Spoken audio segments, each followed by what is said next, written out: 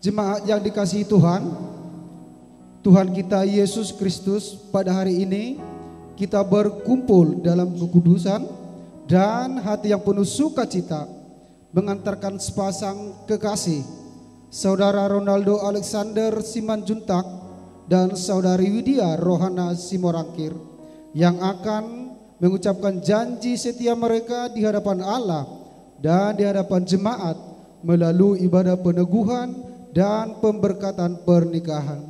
Kita semua bersama mempelai yang berbahagia serta keluarga yang datang menghadap Allah memohon berkat Tuhan.